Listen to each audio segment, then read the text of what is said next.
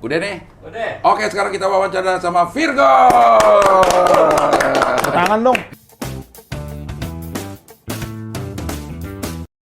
Lu nggak support banget lu.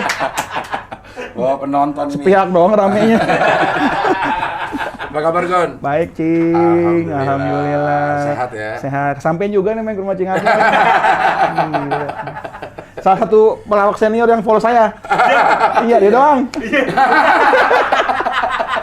Yang lainnya gue nggak bosenin kali di Instagram. Dia sabar loh. Iya. Karena gue pencinta musik. Oh, pencinta musik. Gue itu memang cita-cita itu jadi musisi, Gon. Itu yang nggak kesampaian. Mau jadi apa dah? Gue malah dulu dibilangnya sebagai gitaris tongkrongan. Oke. Main gitar. Gitarnya Allegro tuh. Iya. Senarnya piramid. Wah, itu udah setelan tuh. Jadi main gitarnya kalau nongkrong doang. Oke. Manggung nggak diajak. Latihan juga enggak? Enggak. Skillnya nggak nyampe. Tapi knowledge musiknya Cing Abdul tuh oke loh. Maksudnya gue pernah nanya waktu itu ya, ini mirip lagu apa ya? Ternyata dia bilang lagu Van Halen yang waktu itu ya. Iya. Ya, Oh, gue Can mirip This Be banget. Love. Iya. Iya. Itu gue mikirnya nih orang apa karena bekas penyiar ya? Knowledge musiknya banyak ya. Ternyata memang pengen jadi musisi. Gue baru tahu nih Cing Iya, bener. nggak kesampean. Nggak kesampean. Tapi lo emang penyuka Van Halen juga? Enggak terlalu. Enggak terlalu. Apa lo suka apa lo? Eranya itu lebih itu menurut Virgon kurang banci, Cing. Justru malah orang kurang metal kan. Iya, Virgon itu tuh. kurang banci. Iya. Apa dong yang dulu? Saat itu dengerinnya Cinderella. Oke. Terus Motley Crue kan, Motley Crue, ya, ya. ugal-ugalan lah ya. Iya. Terus masuklah ke eranya Guns N' Roses. Nah, Skid Row. Skid Row Rosari tuh, Skid Row. Iya, Skid Row Rosari. Iya. Banjir. Ajitan Mardongan tuh. Ajitan gitu ya. main. Hollywood 10 dulu zaman sekolah bilangnya. H10. Iya, Ajitan Hollywood 10 nih. Iya. Pelangnya H10 soalnya. Nah, lo emang di mana, Gon? Gedenya? Di rumah. Oh iya, di rumahnya di mana? Pindah-pindah. Dubes soalnya, tapi dalam negeri. Dubes lokal. Nomaden sih sebenarnya. Dubes antar kecamatan. Kecil di Bekasi, terus pindah ke Tebet. Tebet pindah lagi ke Bekasi, SMA di Romangun. Di mana Romangunnya? Di Ponorogo dulu. Oh. SMA-nya di Ponorogo. Di Purple bilangnya. Di Parvel. Wih, tahu loh, bangga gue. Lab school kanan. Iya. Iya. Lab school belakang Itu bilang. udah bener belum? Zaman Arif Rahman itu udah bener. Udah bener. Lo zaman Pak Arif itu? Belum. Oh, belum. Berarti lo masih ini dong, main dingdong di Cermai? Masih, main biliar. Oh, main biliar. Oh, di biliar. Main biliar. Gue SMP daerah situ, jadi dingdong. Dingdongnya udah nggak ada waktu itu. Di Sunan Giri. Sunan Giri. Stelernya enak tuh. Oh iya. Yoi. Sama sate Padang tuh yang Iya, pinggiran Mangkal 21 tuh. Iya. Tahu. Berarti naik M04 dia nih. Iya, Turun di Mega. Turun di Mega. Enggak sih, naik 49 ya? 49. 46 kan? Soalnya dulu sempat ngekos, bukan ngekos sih, sempat tinggal di Tebet, terus sekolah di Romangun kan. Terus sampai itu karena masuk siang. Iya. Pas kelas 3-nya begitu masuk pagi, pindah di daerah bukan Kampung Ambon, itu namanya apa? Jalan bangunan itu apa sih? Kayu Putih. Iya. Kayu Putih situ di plafon situ. Jadi Ya Kampung Ambon itu. Kampung Ambon, nah, iya Kampung bener Ambon. di situ. Ya naik 04 dah. 4 bener, 04. dari situ turunnya di Mega. Iya. Bener. Kalau pindah-pindah emang kenapa diusir? Tadi kan bilang nomaden. Nomaden kita. Dubes dia. Iya, dibuang sih sebenarnya. Burusu banget, soalnya bandel banget. Jadi dititipin sama tante, dititipin sama siapa. Bukan sama orang tua itu? Orang tua punya di Bekasi. Di Bekasi? Kejauhan soalnya. Apa males? Bukan males. Dulu ya zaman SMA itu, apalagi eranya kita ya. Iya. Lewatin perempatan tuh pasti berantem kan, Iya, tawuran iya, kan. Udah iya. kayak mau perang ini, Iya, iya. perang berjuang banget mau berangkat sekolah. Di perempatan ketiga kalah tawuran, pulang nggak jadi sekolah. Itu kan keras banget hidup ya. Iya. Gue nggak sekuat itu, jadi kayaknya pindah ke Jakarta aja deh daripada harus lewatin. Dari Bekasi kan, Bekasi Timur ya. Iya.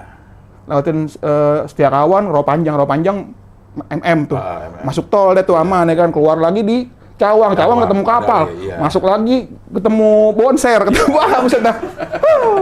Kapal 616 tuh. Iya. Itu Cawang. SMA STM penerbangan ya. Penerbangan iya. Yang naiknya S616 jadi kapal 616. Nah, 16. Iya. MOM. Iya. Member of Morning. Ini kita jadi kayak anak STM beneran ya. Member of Morning. Bonser juga tinggal gue di depan Bonser. Oh, pisangan. Pisangan lama. Pisangan lama. Gembrong. Henjo. Enjo. Iya. Genjo, pantesan aja. Anak timur tuh terkenal loh mulutnya tuh jahat-jahat. Beneran. Genjo, kalau gembrong kan ke arah kayu manis itu. Genjo. Iya. Tukang jahit kolong tuh legend tuh. Iya, sekarang masih ada itu. Masih ada. Cuman cleaningannya yang udah nggak ada. Cleaningan nih. Cleaningan tuh yang Iya, jaipongan. Sindian kolong. Sindian kolong. Kalau iya nggak ada yang tahu kan, tahunya anak pejabat kolong, enggak, sindian kolong ada. Sindian kolong nih, kolong jembatan beneran di situ. Kolong jembatan. Iya. Beli sepatu bola di situ dulu. Iya, senapan angin. Iya.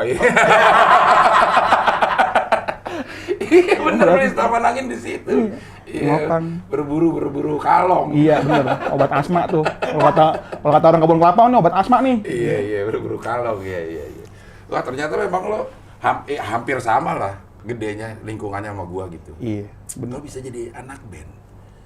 Karena emang dari kecil sih banyak pengaruh ya. Seperti kayaknya sih anak-anak yang beranjak remaja di tahun 2000-an awal pasti semua pengen jadi anak band. Anak band ya. Karena kan kita lagi era oke banget tuh. Industri musik ada Sheila Seven, Noah gitu-gitu kan. Jikustik. Padi, Jikustik, Dewa gitu-gitu. Jadi ya itu kan sosok-sosok yang menurut gua berpengaruh banget ya ke anak muda pada saat itu. Jadi ya kebetulan memang dikasih bakat bermusik dari orang tua. Ya akhirnya pengennya gimana ya? Nggak mau jadi pengkhianat sih sebenarnya. Maksudnya? Dari kecil dikasih makan, disekolahin dari duit hasil bermusik gitu. Masa tergedenya Nyokap apa bokap? nyokap. Iya, gue lihat di Instagram lo kan lo nyanyi sama nyokap. Emang penyanyi apa tuh kalau nyokap? Dulu sempat di musika, sealbum, cuman ya dia harus kerja berbisnis yang lain. Terus akhirnya nggak bermusik lagi, cuman dia masih aktif untuk nyanyi itu di gereja gitu. Gitu. Jadi ngerasa lo besar dari hasil uang musik ya harus kembali ke situ. Iya. Berarti nggak ada permasalahan sama orang tua? Nggak ada. Memilih musik? Nggak ada, justru malah dia support banget. Nah mulai masuk ke pro musik, gue ada menjatuhkan diri pilihan hidup di musik itu. Kuliah sih. Kuliah tuh di persimpangan dilema banget tuh, kayak lagunya Nora tuh, tau kan? Di persimpangan dilema. Soalnya dulu tuh pas zaman dari SMA karena udah berapa kali pindah sekolah ya, cabut mulu. Kebetulan yang ngebiayain udah bukan nyokap tuh, nyokap udah masa produktif udah lewat lah. Kakak perempuan yang biayain sekolah segala macem. Dia akhirnya disuruh milih, lu kayaknya kalau begini-begini terus kayaknya nggak ada masa depan lo deh. Terus gue disuruh milih, lu kuliah yang lu suka jurusannya, terserah lu apa aja, atau lu masuk polisi. Di polisi? Iya, duitnya udah disediain tuh masuk Akpol. Beneran. Pilihannya bertolak belakang banget. Makanya jomplang banget nih. Iya. Udah lah, akhirnya sebenarnya sih secara gentle agreement ya, ngeliat air mukanya sih tuh orang dua tuh, ibu sama kakak Virgon tuh sebenarnya pengen jadi polisi sih. Nanti apa ya dia bilangnya, biar nanti gue tua dan jagain gitu. Terus dilema kan gimana caranya nih supaya nggak ada perahara dan drama-drama pertengkaran. Gue anak laki sendiri soalnya. Iya. Akhirnya mainlah ke teman-teman tuh, iseng dia lagi bikin mesin tato. Yang pakai senar gitar tuh. Pakai rotring lagi. Lu mesti bikin tato. Iya, gue belajar nih. Udah bikin gue di belakang gitu. Bikin sih nama Virgon gitu. Udah pulang ke rumah udah buka baju aja. Masih bengkak tuh. Udah diem aja udah. Udah tahu pilihan, mau jadi polisi. Brimob. Harus jadi Brimob. Akhirnya di sidang lah tuh. Yaudah lu karena udah nggak mungkin jadi polisi, udah lu kuliah cari yang suka. Udah akhirnya milih ngambil seni gitu. Di IKJ. Di IKJ, masuk sana, galau lagi. Milih nih antara masuk seni musik apa seni rupa. Karena kalau ngelihat secara sejarah, anak-anak band di IKJ tuh yang sukses tuh anak-anak seni rupa semua. Anak-anak seni musiknya makan toge kebanyakan ya kan. Tur mulu. Jadi tapi kemungkinan ya di luar negeri gitu kan. Jadi entah jadi dutanya untuk musik tradisional Indonesia. Paling yang gede kedengaran nama itu paling Wise Shoes. Wise Shoes juga kan nggak full. Wise Shoes Handicap Company itu kan nggak full semuanya anak seni musik di IKJ. Dia ada si Ale itu anak seni rupa. Naif? Seni rupa. Seni rupa juga? Ngomong siapa ya? Upstairs? Seni rupa. Ada anak film sebagian. Yang anak musiknya dah? Itu dia Wise Shoes Handicap Company. Selain Wise Shoes? Gue nggak tahu. Agak ketuaan kali. Skarwati mungkin. Atau ada Skarwati kayak juga kayak anak seni rupa deh. Manganto Cowboy. Jadi akhirnya masuk seni rupa. Ngambil DKV gitu. Desain komunikasi visual. PDSR, pendidikan seni rupa, kalap tuh. Wah, bagus nilai. Begitu masuk semester 3, teman udah bilangin, nyantai aja bro, jangan kalap gitu, ngambil SKS-nya, ngambil mayor. Mumet dah gitu, pala namanya gimana ya, kita kan seniman nggak ada batasnya ya. Tiba-tiba harus dikasih pakem, lo harus begini ya, nggak boleh lebih, karena akademis nih gitu. Udah akhirnya mental, DO. Iya, ribut mulu sama dosen pembimbing. Kan kita ngerasa seni itu nggak ada batasnya kan, apalagi masih doyan mabu ya dulu. Iya, ngajak. Mabunya apaan mabunya? Ngemix? Wah, apaan aja. Lem Fox kadang-kadang. Sama lem amplop. Sama lem nasi terakhir. Aduh, lem nasi. Udah nggak ada duit pakai double tip, taruh di sini. Sama sih baunya. Iya, udah cabut lah deh. Nah, dari situ semester ke-8 itu udah malas-malasan kuliah tuh. Jadi dari bilangnya sama kakak tuh ngaret. Biasa anak seni rupa kan biasa lah ya, anak IKJ tuh kuliah tuh bisa sampai 6 tahun. Itu hal yang wajar karena seni gitu. Akhirnya 6 tahun di sana, dari tahun ke-4 itu udah duit, udah nggak di-store lagi ke kampus. Tapi minta tetap. Tetap uang semesteran dapat, beliin gitar, beliin efek. Buat rekaman gitu-gitu. Jadi kadang kayak di situ udah kayak itu pun juga ngeband nggak sama anak IKJ lagi. Nyebelin kan? Kadang-kadang hidup kayak gitu ya. Masuk IKJ biar jadi seniman, anak band, ngeband nggak sama anak IKJ. Ketemunya sama anak teman sekolah lagi yang dulu. Yang dulu lagi. Gitu sama Dimas sama Ceper waktu itu, teman-teman di Ponegoro lah, bikin band lagi. Nah itu dananya dialihkan ke sana. 2 tahun, lumayan kan tuh, sampai dapat surat cinta baru tuh darah dipotong. Ngapain nih? Lu udah drop out lo kata dia. Iya drop out tuh, aduh. Dari situlah kita akhirnya terusir lah dari surga. Ya gitu. Iblis dong. Udah akhirnya ngekos sendiri, udah berjuang hidup sendiri gitu-gitu. Di situ yang mengilhami terciptanya surat cinta untuk Starla. Kagak. Kira-kira dapat surat itu kan cinta itu. Bukan. itu surat DO. Surat cinta dari dosen. Untuk DO. Surat cinta dari surat cinta dari dosen, boleh tuh. Kayak gitu. Nah, lo kalau menurut lo emang sebenarnya perlu nggak sih sekolahan untuk seniman? Seniman ada sekolahnya gitu. Iya. Perlu nggak menurut lo? Paling nggak basic sejarah harus tahu. Apalagi seni rupa ya, kita harus belajar. Di sana di PDSR tuh ada pelajaran sejarah seni. Terus tokoh-tokoh seni zaman dulu, zaman Renaissance gitu-gitu. Kalau untuk di musik juga begitu, kita kan harus kenal, apalagi ngambil klasik ya. Atau jazz juga tetap aja kita berkiblatnya ke musisi-musisi di tahun lama gitu. Klasik ada Renaissance, ada Mozart segala macam, barok gitu-gitu. Terus ya yang jadi penyesalan lah waktu itu kenapa nggak masuk IMI. Padahal waktu itu lagi baru buka tuh IMI angkatan gedung. Musik Indonesia. Iya di Pulau Gadung. Yang badai. Ternyata setelah jadi musisi profesional banyak teman-teman musisi jebolan situ. Lu nyesel juga kenapa nggak masuk IMI dulu yang beli musik kayak gitu. Bedanya apa sih kali ini? Di sana mungkin lebih kontemporer kali ya. Gue nggak ngerti, cuman di sana tuh nggak terlalu pakem banget ya. Terus instrukturnya juga yang memang musisi-musisi yang pro yang udah jadi gitu, kayak Badai kan juga tuh ngajar gitu, terus ada Dinut ngajar, banyak lah gitu-gitu. Mungkin lebih ke skill yang di mungkin secara performance kali ya gitu. Iya. Nah udah sekarang udah nggak mau sekolah lagi nih? Gua lah udah mumet otak ya. Beneran disuruh ngapalin lagu aja kadang-kadang belet, gimana suruh ngapalin ini pelajaran. Iya. Dan lo kan lagu lo tuh bertutur ya. Maksudnya nih kalau gue lihat ya. Liriknya itu jarang pengulangan gitu. Jarang pengulangan. Ngalir cerita gitu. Kayak Ebit Gade lah. Kayak Ebit Gade. Nah itu memang lo terpengaruh sama Ebit. Iya, karena emang bentar. Banyak ini angin. Banyak angin. Angin kenceng ini. Iya. Ada pesawat tuh. Oh ini karena anginnya kenceng. Dari dekat sama Halim. Jauh. Halim 9 bulan. Aduh, Halim 9 bulan. Boleh. Iya. Jadi lu memang banyak pengaruhnya dari musisi-musisi folk sih. Cuman nggak kalau untuk era itu justru dengerinnya sukanya malah kalau Om Ebit mah terlalu mainstream lah ya. Demennya kan zaman indie apa ya dulu dengerinnya Frankie Selatua malah. Frankie Engine. Karena itu salah satu lagunya yang Kereta Malam tuh menurut Virgon tuh berpengaruh banget ke era golden era ya. Umur 3-4 tahun tuh udah dikasih denger lagunya dia sama nyokap. Gue juga tuh. Dia lalu bercerita tentang anak gadisnya. Iya. Itu. Lo denger itu? Dengerin. Kan Udah masih terlalu muda lo untuk mendengar itu. Tapi karena lingkungan, di rumah kan nyokap udah musisi. Oh iya benar-benar. Om-om juga walaupun nggak secara profesional jadi musisi, tante-tante juga memang keluarga pemusik semua. Gitu. Oh iya. Makanya akhirnya bertutur lah Bertutur, karena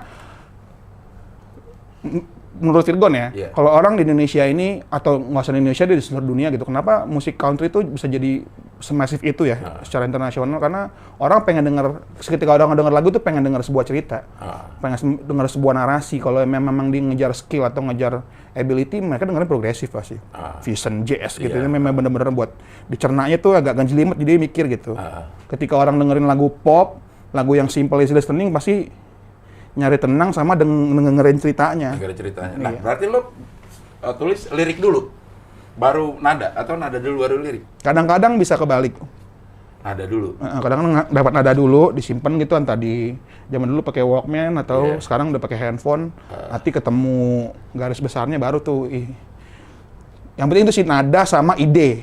Kalau kata-kata tuh bisa kita bongkar pasang lah, tapi ide ceritanya tuh apa? Kita mau ngomong apa di situ, ngomongin ini kah, ngomongin gelas kah, ngomongin apa gitu.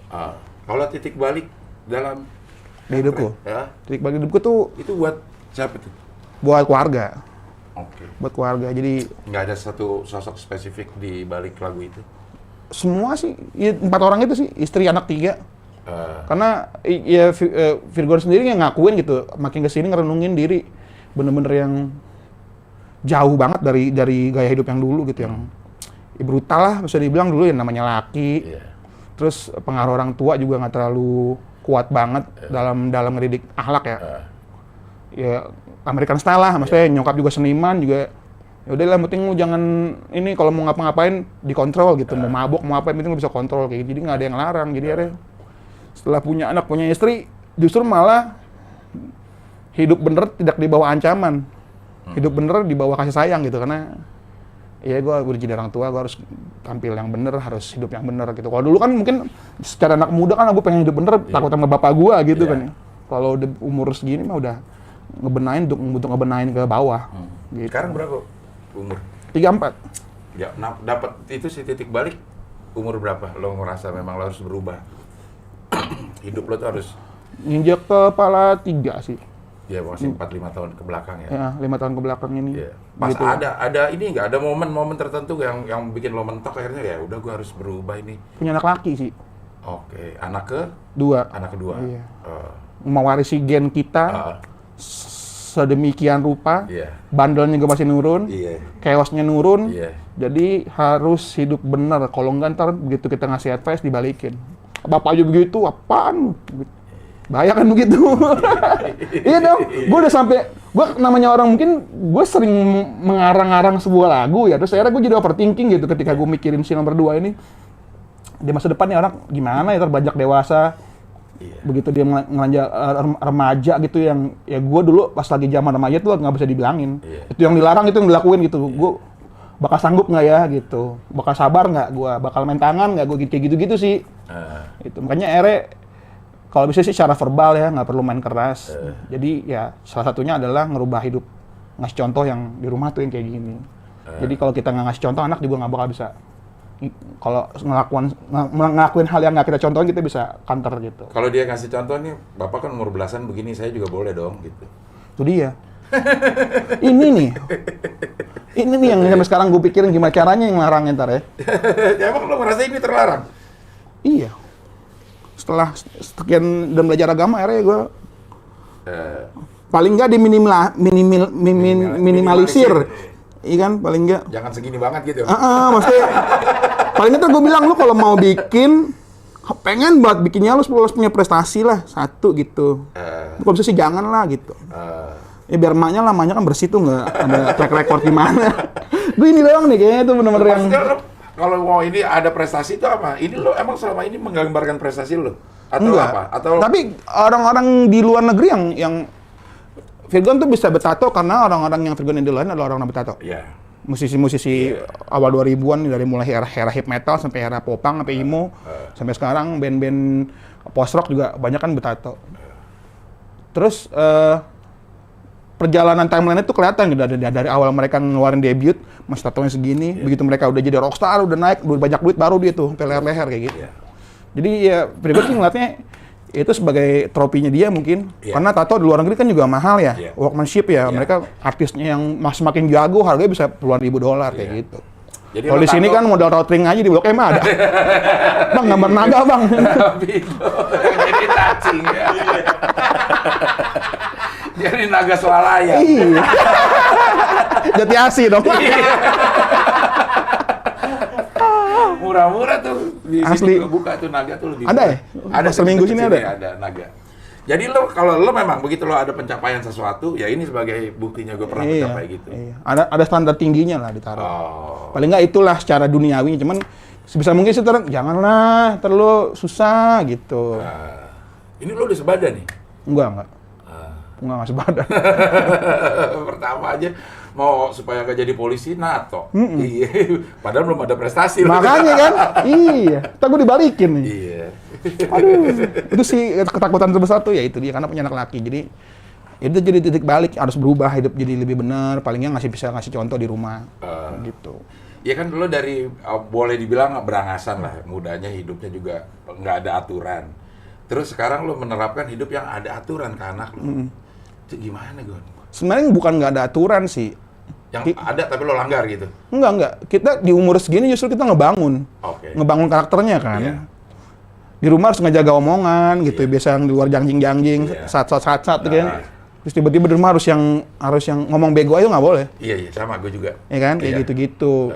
Karena ini umur-umur golden age gitu. Apa yang kita tulis, ya itu yang masuk gitu. Apa yang kita ngomongin kerekam gitu. Jadi artinya di situ sih kita bermainnya nih 5 tahun ke depan anak-anak sampai mereka umur 10-12 lah itu kan karakternya udah kebentuk. Jadi itu tuh yang paling krusial sih sebenarnya. Jadi kita harus ngasih contoh di situ gitu.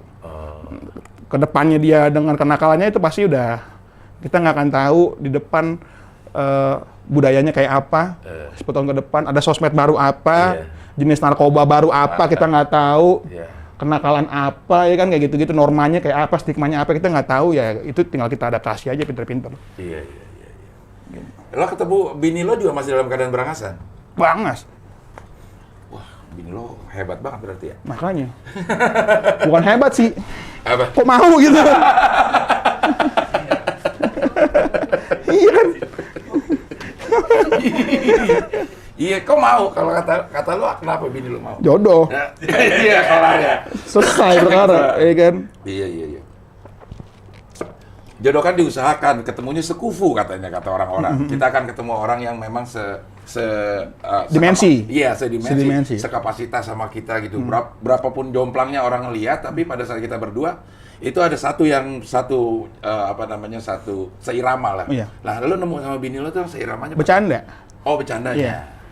Jadi memang awal-awal dulu mas PDKT ya kita saling ngebuka gitu. Gue nyari orang yang humoris gitu, orang yang bisa diajak bicara nyambung karena secara fisik ntar juga pada berantakan ya kan. Benar. Mulai banyak garis gitu, mulai gendut lah pasti segala macam namanya orang tua. Sampai di ujung hidup kita nanti kita mau ngapain gitu. Pengennya bercanda ketawa-tawa gitu. Iya. Ngabisin hidupnya begitu. Kalau cuma ngobrol kayaknya teman ngobrol banyak deh. Ngajaknya bikin podcast. Ngobrol, benar. Ya kan apa? Tapi kalau untuk bercanda yang sedimensi, entah itu gibah lucu-lucuan ya, ngomongin keluarga sendiri juga, pasti kayak gitu-gitu tuh yang bikin kita nggak panjang umur lah. Nah itu lo temuin di bini lo? Iya. Dia juga menemukan itu di gua. Oke. Sampai sekarang lo masih sering? Masih. Kalau gua menyediakan waktu minimal 10-15 menit lah. Gue berdua tuh sama bini gue di teras. Entah itu mau ngobrol atau enggak. Tetap aja harus ada dalam sehari itu ada waktu kita berdua doang. Lo ada ritual-ritual khusus gak ngejaga? Kan bosen. Dia lagi. Iya. Lo ada ritual-ritual khusus lo? Nggak ada sih, spontanitas aja gitu. Lagi makan tiba-tiba ada kejadian apa, bercanda, ngakak gitu-gitu. Sebisa mungkin kita memandang keseharian itu sebagai humor lah. Karena di luar itu pasti masalah. Iya. Bener, ketika nggak ada masalah kita ketawa gitu. Kita usahain kita ketawa gitu. Begitu ada masalah kita sebisa mungkin juga di ujungnya kita ketawa gitu. Setelah masalah beres itu kita flashback ketawa gitu. Menertawakan hidup lah kayak gitu. Itu sih yang mesti yang nemu dari seorang Ina tuh itu. Udah berjalan berapa nih rumah tangga? 6 tahun. Kemarin pas tanggal 19 kemarin 6 tahun. 19 Desember. Waduh. 6 tahun. Gue 2 kali nih. Ini yang kedua udah masuk tahun ke 13. 13. Problemnya tuh beda lagi. Iya. Nanti lewat 10 tahun. Lewat 10 tahun itu beda lagi. Memang ada hal-hal yang harus kita adaptasi, terus juga sedikit nurunin ego gitu. Banyak udah mulai nggak pede sama penampilan istri gitu. Benar. Gimana caranya bikin dia tetap pede dengan kondisinya. Nah, lo sering liburan nggak sih? Sering. Gue beberapa kali sih ngeliat lo liburan sama Budi Doremi malah. Itu gara-gara labelnya nyuruh. Kalau nggak juga males liat muka dia. Beneran. Dia tuh Gue bilang ini cowok-cowok 2 liburan, ya Allah, romantis banget. Iya kan? Kayak camping kan? Orang pasti mikirnya enggak itu. Iya. Itu lo ngapain itu? Dibikin konten lah kan, lebih konten. Oh. Kalau nggak ngapain? Berdua cowok-cowok dipotretin gitu, dikasih caption gitu. Iya. Api unggun itu romantis banget kan? Ada api unggunya bener-bener. Nggak jelas. Iya. Kalau sama anak-anak lo sering jalan? Iya, kalau sama anak-anak sebisa mungkin nggak ada kamera. Pengennya ngejaga itu. Makanya ya kalaupun era sekarang era digital ya sebisa mungkin beradaptasi tapi nggak terlalu banget pengen kena spotlight lah. Karena harus ada yang gimana ya? Gue sih bukan mendiskreditkan orang-orang yang nuangin hidupnya dia di sosmed ya, di vlog gitu segala macam. Cuman not for me gitu. Pengen punya begitu cuman kayaknya belum siap mental sih. Karena ada ketakutan. Ketakutan tuh di titik balik lo ada ketakutan kalau pihak yang lo senengin kecewa atau berubah atau apa gitu? Enggak. Lebih ke mentalnya anak-anak sih. Oke. Pengen ngebentuk dia jadi anak yang normal gitu, yang ngerasain susah, ngerasain patah hati gitu, biar jadi manusia yang bisa berjuang kayak bapaknya gitu. Tapi kan zaman udah beda, gue. Maksudnya zaman kita kecil dulu bener. sama anak sekarang. Iya. Tapi macan tetap macan gitu. Iya. Mau zaman yang berganti ya harimau tetap harimau. Gitu. Nggak, maksud gue gini, artinya kita tidak memberikan yang seutuhnya gitu, bahwa dunia sekarang ini kayak gini gitu. Itu udah pasti kebentuk dengan sendirinya gitu, nanti dia bergaul di sekolah, segala macam. Cuman ya itu dia balik lagi, ketika seekor harimau, apapun zamannya, mau ditaruh, kecuali ditaruh di kandang ini ya, di kebun binatang ya, dia akan tetap jadi harimau, lapar gitu. Kalau nggak jadi di kandang kebun binatang dia jadi tontonan gitu, nggak mau itu. Itu. Jadi ngejaga itu biar tetap di harimau hutan, bukan harimau sirkus. Harimau Ragunan. Iya, kan yang gitu aja. Apaan sih lu? Mari suruh foto lagi di Taman Safari. Nggak ada harga dirinya, Pak. Kayak gitu sih. Ya kalau karir nih sekarang, lo memang solo? Ngeband juga. Ngeband juga, Karena pasarnya beda. Oke. Bedanya di mana nih kalau ngeband sama solo? Beda, solo kan nggak megang gitar, nggak ngapa-ngapain, nyanyi aja. Oh gitu. Kalau di band ya sama anak-anak itu gitu. Kalau di solo anak-anak mana? Anak-anak Lasca maksudnya. Anak itu. Anak-anak itu. Iya.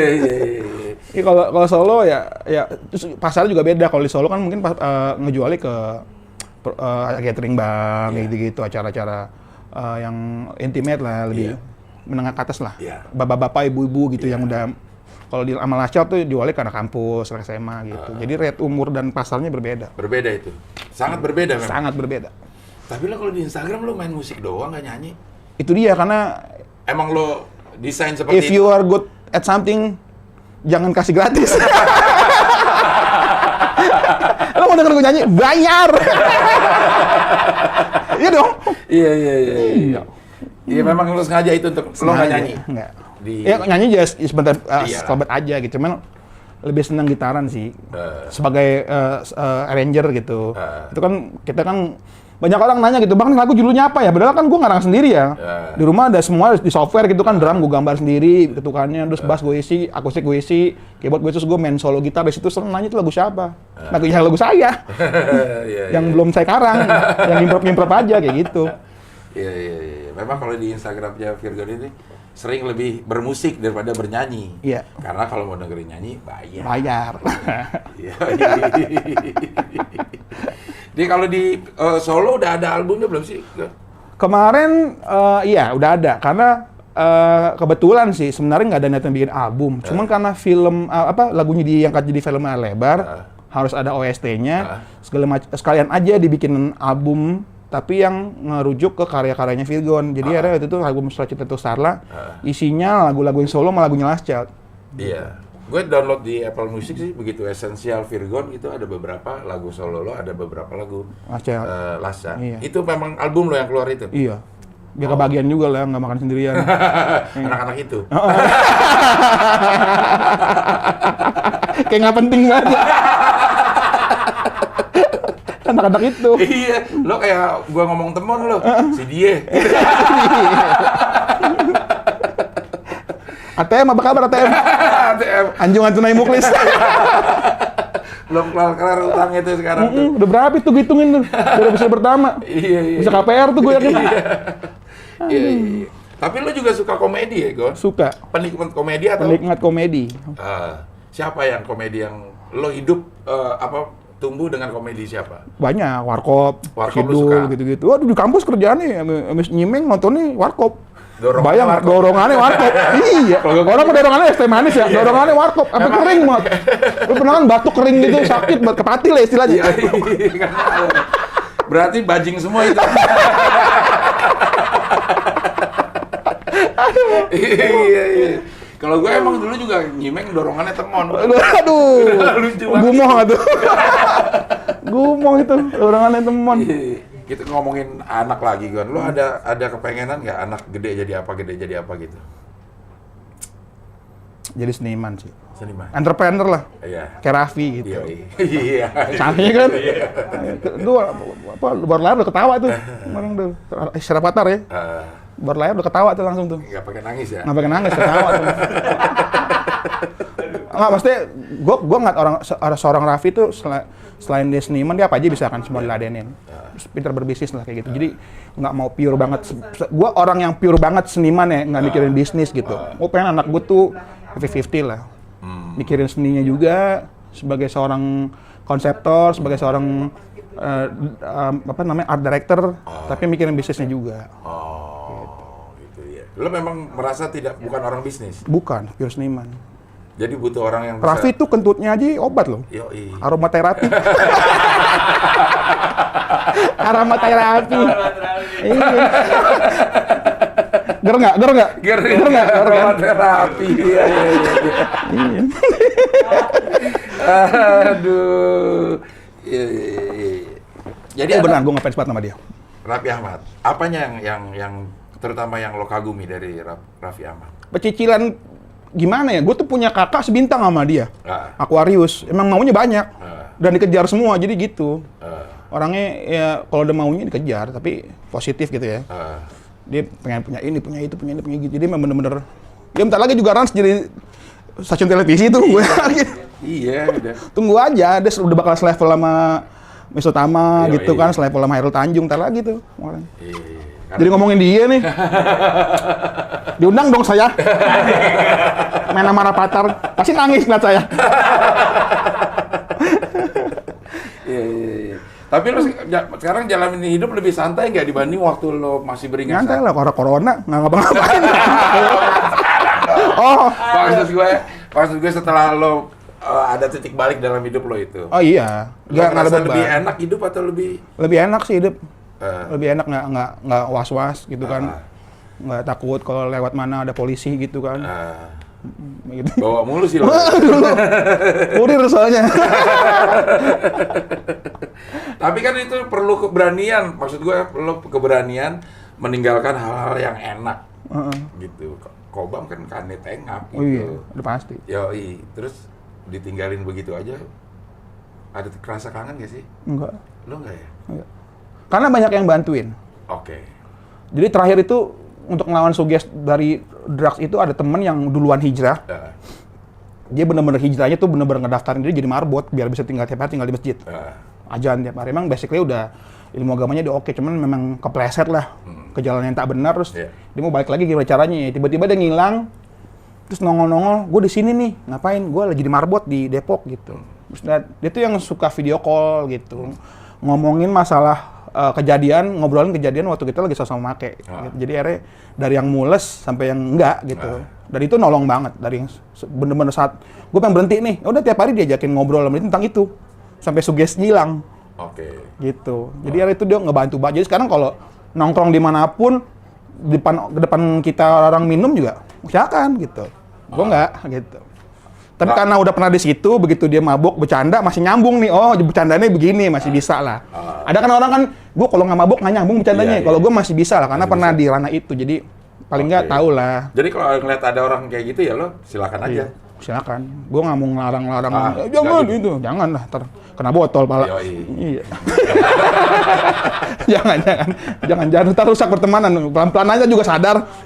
Iya, pasti ada ininya kok, ada enaknya kayak gitu-gitu. Iya. Jadi lo masih berkumpul sama orang, masih ketemu lah gitu, masih bersosialisasi sama orang itu. Masih. Mungkin itu salah satu nanti ya dia ngeliat gua lu bisa hidup sekarang kayak begini, kenapa gua nggak bisa gitu. Banyak sih ada 3 atau 4 orang yang kayak gitu. Udah ngeliat sosok lo ini, oh ternyata hidup. Lu bisa, gue hidup begitu ya, terus dia udah mulai berkeluarga juga, terus dia ninggalin kayak gitu, ternyata enakan begini ya, gitu. Gitu. Jadi banyak yang ngasih inspirasi lah buat orang lain, bukan secara verbal ya, tapi secara nunjukin gue, nih movement gue begini, gue nggak udah nyentuh itu lagi, walaupun ada sekeliling lu bisa nggak, gitu. Tantangan terbesar kan itu. Ketika kita balik ke dunia itu, bisa nggak lu jaga diri? Gitu. Kalau gampangnya mah ya udah gue nggak kenal lagi sama lu. Gue surga lo neraka gitu jadinya kan. Kalau kita masih bisa bergaul sama dia, ya insya Allah bisa mengilhami dia lah untuk hidup benar. Untuk hidup benar ya. Gue masih belum berani itu kayak begitu. Takut gak kuat. Memang gak kuat ya? Iya. Jadi kalau gue sih orang yang menghindari lingkungan dulu gitu. Ya, karena gue ngerasa gue belum sebegitu kuat. Kalau gue ada di situ, kemungkinan malah gue yang ke bawah, bukan dia yang ke bawah gitu. Nah, orang sih beda-beda ya. Caranya. Mindsetnya keren dulu sih. Kalau Virgo sih, udah nanamin di kepala kalau gue bisa ngelawan itu gue keren. Gitu. Iya dong itu kan butuh effort yang gede banget. Iya. Makanya begitu ada temen yang begitu juga bisa balik ke dunia itu tapi dia bisa jaga diri ya di depan mata ya. Virgon puji, wah lu keren lu anjing, gak gokil lu, susah lu kayak gitu. Jadi ada reward lah buat dia. Reward ya. Butuh pengakuan sih. Iya, ya. Benar. Butuh pengakuan orang-orang. Karena gitu. Virgon juga begitu, ditolongin sama temen Virgon yang jajan marbot tadi. Iya. Begitu ada laporan, gue kemana nongkrong main ini ketemu lagi, tapi gue nggak ngapa-ngapain gitu. Gue nggak ikut-ikutan deh pada begitu. Gitu. Tapi satu ruangan, pasif-pasif juga. Nggak duluan kita yang ketawa. Iya kayak gitu-gitu. Namanya giting serempetan. Giting serempetan. Tahu nggak ada cemilan apa ya? Gitu. Jadi lapar duluan, malah kita lapar duluan. Iya. Oke, kalaupun memang lo diminta nasihat untuk anak-anak yang masih begitu, ada nggak nasihat lo yang lo bakal kasih tahu nih ya secara verbal, lo secara udah lo lakukan nih gitu. Tapi ada kata-kata yang mungkin bisa lo sampaikan. Ya gue bukan orang suci banget, jadi mencantik lah, jangan menjorok itu satu. Karena kasihan sama keluarga kalau kenapa-napa. Dan kalau emang beneran sayang sama keluarga ya tinggalin kayak gitu-gitu. Dimulai dari ngecilin dosis. Kan gitu kalau rehab kan, nggak langsung di-cut, nggak boleh gitu. Mulai ya dikurang-kurangin lah, kayak gitu-gitu. Bisa berhenti syukur, alhamdulillah. Tapi kalau emang mau masih begitu bandel ya sebisa mungkin licin lah, biar nyusahin orang, nyusahin sekitar. Itu sih, iya dong. Iya, ada kadang-kadang orang yang kan ada satu titik pada saat kita masih aktif gitu ya, ada satu titik yang sebenarnya kita juga udah jengah dengan keadaan kita. Cuma lingkungan kan? Cuma lingkungan. Terus udah gitu kadang-kadang kita juga, ya gue udah terlanjur lah kayak begini, hancur sekalian gitu. Seperti masa depan udah nggak ada. Padahal kalau lihat Virgon ternyata masih ada tuh masa depan. Masih. Sehancur apapun kita saat ini gitu ya. Bener. Masa depan tetap ada. Bener. Ya. Itu harus yakin ya. Kita tuh manusia dari tanah kan ya. Ketika harus ngebangun dari nol lagi, masa nggak bisa. Benar. Orang asal dari tanah kok. Iya, iya. Kita keluar juga ya. Kecuali Rafathar ketawa. Iya, Rafathar mah ben. Nangte hidupnya. Oke, iya. Oke, Virgon, thank you udah Sama-sama, hadir di sini. Cing. Diajak Ya. ngobrol senang banget. Berkah terus hidupnya, bahagia Amin. terus sama keluarga, sehat terus ya. Amin. Sampai juga nih bikin konten sama Cing Apel. Kita ketemu lagi di tamu wawancara berikutnya. Bye. Bye.